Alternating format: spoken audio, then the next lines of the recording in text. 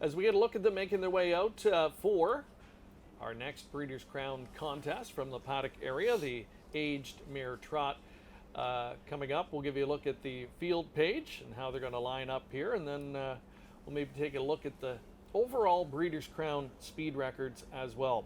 Want to welcome everybody tuning in today all over the world. Had Blake McIntosh chime in, wondering how I get that little bit of gray in my beard. And I'm thinking, a little bit of gray? I think it's more than a little bit. I just started noticing a little bit of gray in mine, so I'm starting to panic a little bit. But you know, it doesn't look so bad. I have as much gray as probably comparable to the amount of broken cell phones that Blake has. Hi to Blake, hi to everybody tuning in today. Thank you so much for joining us and chiming in.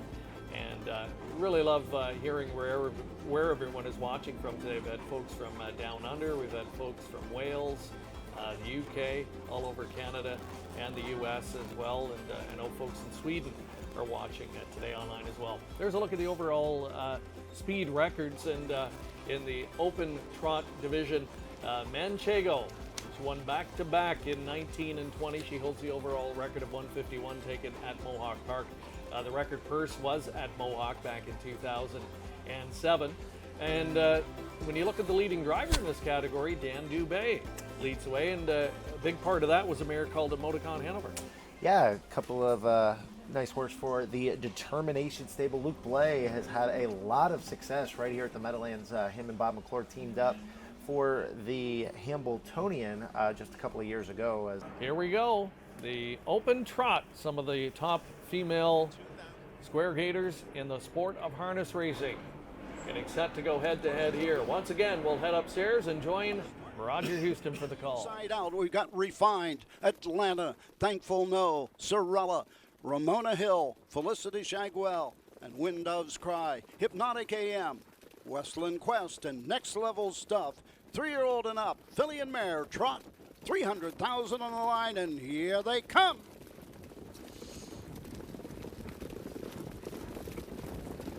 They're off and trotting, and who guessed it? Felicity Shagwell right out to grab the early lead. Refined on the inside, on the outside, Westland Quest. As they race into the turn, go on to the first 8.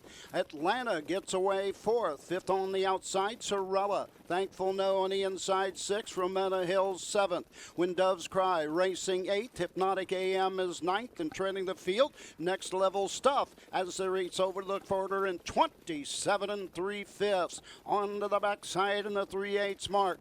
Felicity Shagwell S has the lead by a length and a quarter. Westland Quest is here second. Refined racing third. Atlanta at the pylons 4th.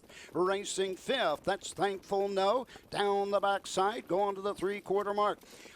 Moving on the outside, Sorella as they near the halfway station. Up the inside comes Next Level Stuff, and here comes Atlanta. Now 4th, now 3rd on the outside, going after the leaders off the half. 57 2, a cakewalk. 2nd quarter, 29 4. Felicity Shagwell S has the lead by a length. Atlanta up on the outside 2nd, racing 3rd. Around the turn, Westland Quest on the outside 4th.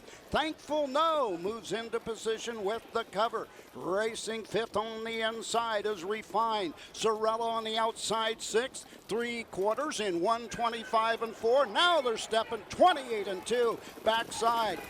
Off the course and into the inside lane is Westland Quest. Felicity Shagwell S the leader. Atlanta's on the outside. But it's going to be Åke Svanstedt and Felicity Shagwell S by 2 1/4. Atlanta is 2nd, home 3rd. Wind Doves Cry. Photo for 4th, 1:52 2/5. Huge final half speed of 55 seconds, a final quarter 26 3. I didn't see that one coming from Felicity Shagwell, but okay, put her on the front and really able to dictate things. He probably was surprised to see the half come up in 57-2. Yeah, he kind of got things his own way on the front end. Roger Houston made a comment about it. 29-4, a leisurely quarter split there. Atlanta had nothing for Felicity Shagwell. I'm really surprised by that, especially off of those fractions. You know, Atlanta came first up to the outside. How about Tron Smedjammer and Thankful Mo trying to get into it? He rode a really nice second over trip.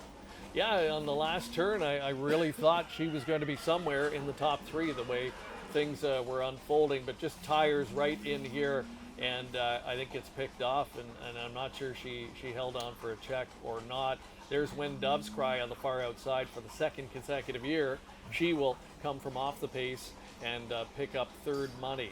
Atlanta, second best today. Another great effort from the champion mare, but just came up against a real Bearcat today in Felicity Shagwell, her best effort that we've seen in some time.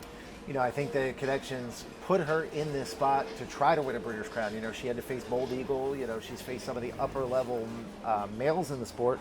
This was a good spot for her to try to, you know, maybe check her out and get a Breeders' Crown championship under her belt. Unfortunately, Felicity Shagwell had other ideas for trader driver Åke Svanstedt. 7 When Doves Cry was third Hambletonian champion. Ramona Hill raced really well here to be fourth, so 6-2-7-5 unofficially here in race number 5.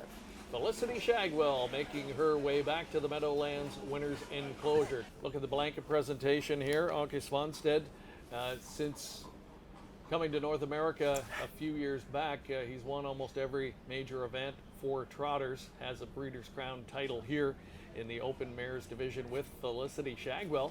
A bit of an unexpected result for sure.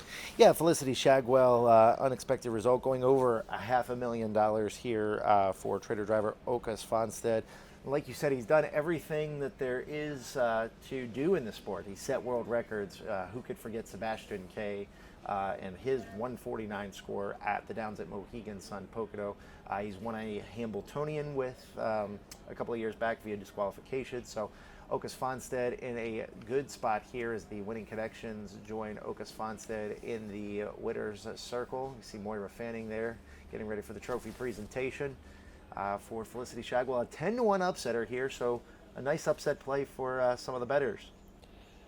And she won an open event at Lexington 3 back, her only victory in a while, but she beat a good one there, a good male rival in It's Academic. And certainly over the course of her career, she's been very competitive. She's a great horse to include on your ticket, but rarely has she been the one in the spotlight, and understandably so when you're facing the likes of Atlanta and When Doves Cry in these major events. Yeah, definitely. You know, this was a very talented field. You know, Atlanta, of course, was taking most of the money because of everything she's done. But, you know, you've got the likes of Hypnotic AM, Ramona Hill, Sorella. I mean, so many horses who have done so many big things in the sport of racing. You know, when they dreamed up the Breeders' Crown Series, this is the kind of field that they were hoping for. And when you talk about a mare like Atlanta, she's closing in now, or, you know, well, in fact, today would have surpassed the $3 million mark in career earnings. She's won the Hambletonian. She's won pretty much everything. You're right. You look at the past winners in this category, and you fully expect to see her name there because really this has been the point where these mares showcase the best of the best. The cream rises to the top when you talk the likes of Hannelore Hanover back in 2016. Then it was a Moticon Hanover back-to-back years, and the Great Manchego winning the last 2 editions. Atlanta yet to etch her name into the record books in this category, but I think she'll be back, and she's still right at top of her game. Today just probably got caught a little bit by surprise and beat by a better horse. What's unfortunate, you know, for, you know, Ron Burke and those guys, Ron Burke has done everything there is as well in this sport, and you know the connections have to be disappointed. You know, they want to get Atlanta a Breeders' Crown victory. There was talk about maybe sending her to Sweden for the Elite Lap. Obviously some, you know, kind of drama there as well. So, you know, she's heading into her 7-year-old season, and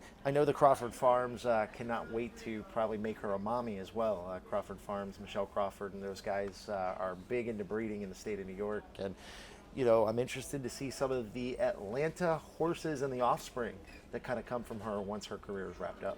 And we're surprised when champions like her go down to defeat, and you know, we sometimes diminish the performance they turn in. She went, I think, her race today, but a 26-3 last quarter. It was going to be very difficult for anyone to get by Felicity Shagwell. For those who back that one, nicely rewarded with a $23 win ticket return.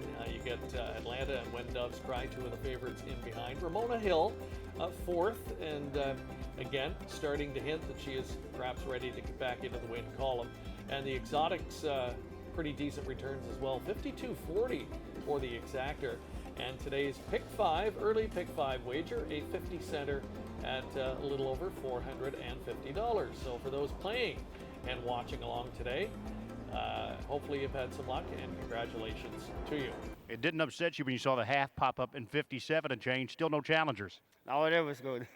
Yeah, very good there. And she really was locked and loaded last week down at the inside. She finished up with a ton of trot there, a little traffic trouble last week. Oh, yes, that's right. But she made the final, so that was the most important. Mission completed on that, and you, of course, captured your first Breeders' Crown here today. You've won nearly all of the major trotting stakes, most more than once. How does it feel to get your first Breeders' Crown win? Oh, that was good. I feel good. All right, well, congratulations. Best of luck the rest of the day. Thank you.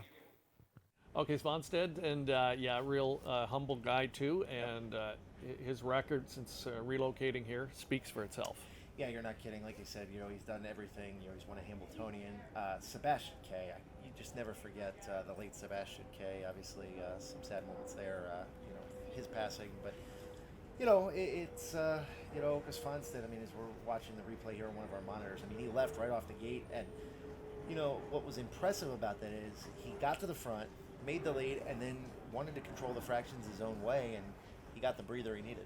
Absolutely, that proved to be critical.